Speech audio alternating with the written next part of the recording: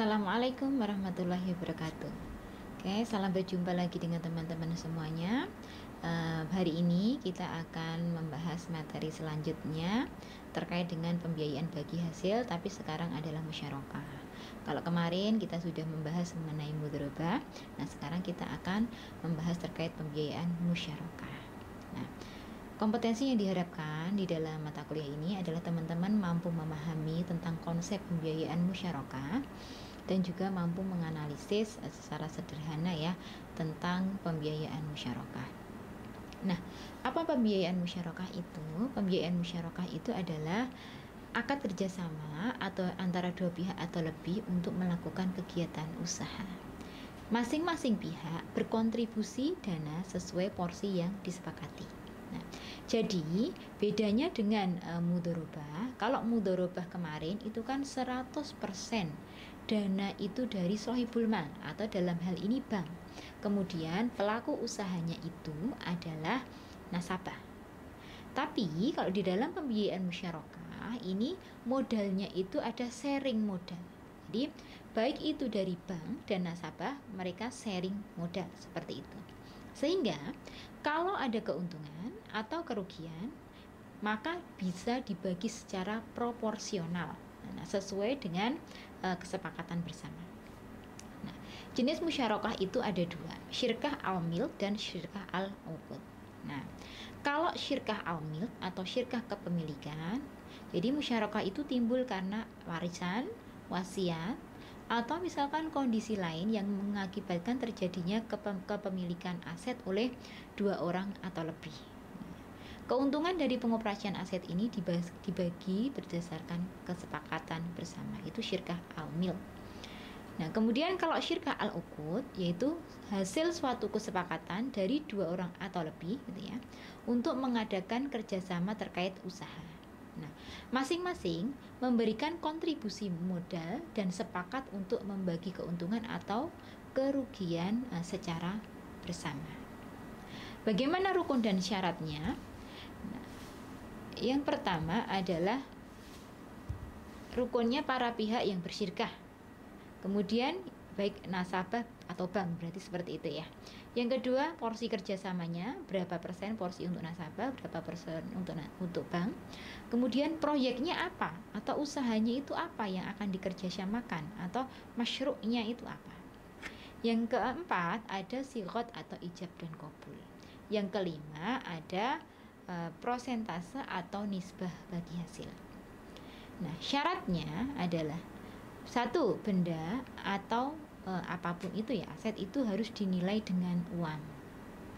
Yang kedua, harta-harta itu sesuai di dalam jenis dan macamnya. Yang ketiga, nah, harta baik dari bank ataupun dari nasabah nanti akan dicampur. Keempat, satu sama lain mengizinkan atau memperbolehkan untuk membelanjakan dari harta yang tercampur tersebut. Yang kelima, jika untung atau rugi, maka diterima dengan ukuran harta atau dengan proporsi masing-masing kerjasamanya.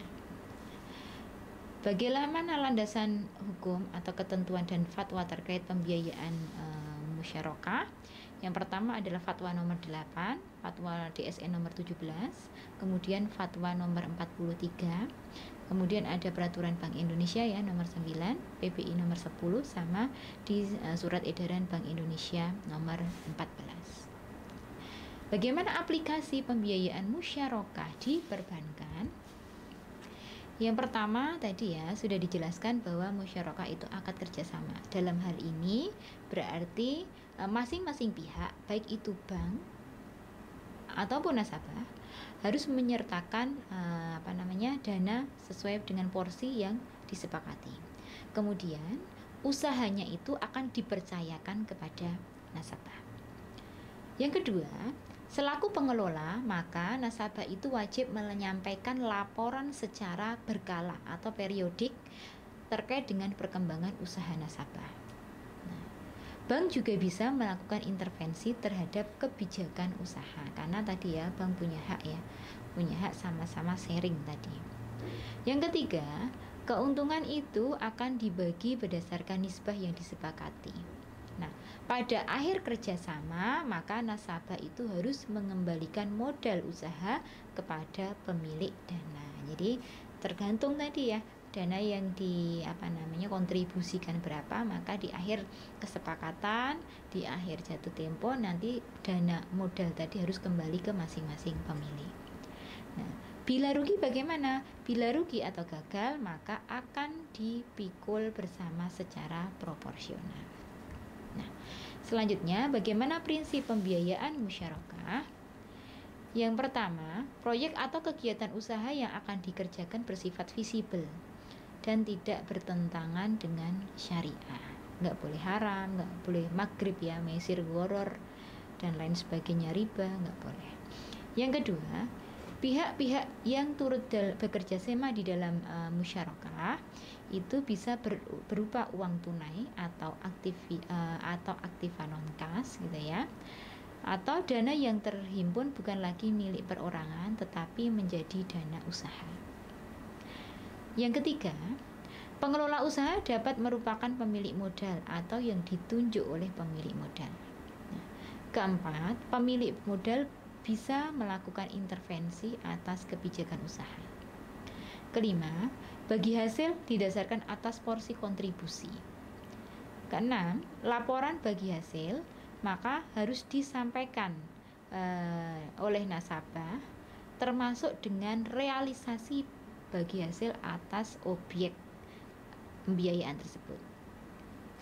Terakhir, terkait dengan angsuran pokok, maka dalam hal ini bank juga boleh menyampaikan mengembalikan secara berangsur ya dana-dana dari bank jika misalkan akad pembiayaan itu lebih dari 1 tahun. Bagaimana contoh simulasi perhitungannya? Nah, contoh perhitungannya ya, pembayaran bagi hasil ketentuannya bagi hasilkan secara periodik, biasanya memang begitu ya. Karena tadi ya, nasabah itu melakukan laporan berkala, kemudian saat itu juga nanti secara periodikal akan dihitung bagi hasilnya, bank berapa, nasabah berapa. Kemudian jumlah ekspektasi return bank misalkan per bulan itu 100 juta kali 12% dibagi 12. Nah, expected return atau yang diharapkan, keuntungan yang diharapkan dalam sebuah proyek suatu bank itu adalah 1 juta. Nah, model penghitungan bagi hasil, nah, contohnya kasusnya adalah misalkan jika bagi hasil itu dibagi berdasarkan revenue sharing gitu ya, atau pendapatan atau omset, maka nisbahnya dihitung menjadi 0,91 didapatkan dari 1 juta dibanding 110 juta. Jika didasarkan pada gross profit atau laba kotor, nah maka 1 juta banding 10 juta hasilnya 10%. Tapi jika didasarkan pada net profit, ya berarti kan net profit misalkan 1 juta dibagi 5 juta, maka hasilnya adalah 20%. Nah, ini expected return. Expected itu namanya expected, itu kan yang diharapkan. Itu jadi masih pada proses analisa. Seperti itu ya. Nah, sehingga proyeksinya contohnya seperti ini. Ini proyeksinya, pendapatannya 110, laba kotor sekian, jika laba bersihnya sekian, maka kalau pembagi hasil berdasarkan revenue sharing gitu ya, tadi kan bagi hasil nasabah itu kan 0,91, bagi hasil bank itu kan 0,91%, maka berarti sisanya 99,09% itu adalah milik nasabah. Sehingga kalau didasarkan pada revenue, maka 0,91 dikalikan 110 juta hasilnya 1 juta, sedangkan untuk nasabah adalah sekian. Seperti itu ya. Kemudian nanti di akhir periode nanti dana-dana tadi harus dikembalikan sebesar kalau modalnya 100 juta. Kemudian kalau berdasarkan prinsip gross profit, maka gross profit tadi bagi hasil bank kan 10% ya, berarti nasabahnya 90%. Maka 10% ini dikalikan dengan gross profit laba kotor 10 juta, hasilnya 1 juta. Sedangkan untuk nasabah adalah 9 juta. Nah, kalau berdasarkan net profit, nah tadi ya net profit kan bagi hasil bank diketahui expected return-nya 20%. Maka bagi hasilnya nasabah adalah 80%. Sehingga 20% kalikan 5 juta, hasilnya 1 juta. 80% dikalikan 5 juta, hasilnya 4 juta.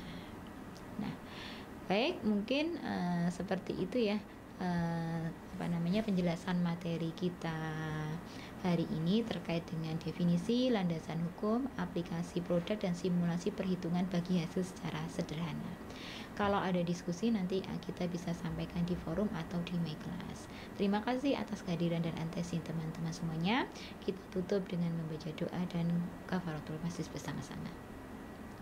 Assalamualaikum warahmatullahi wabarakatuh.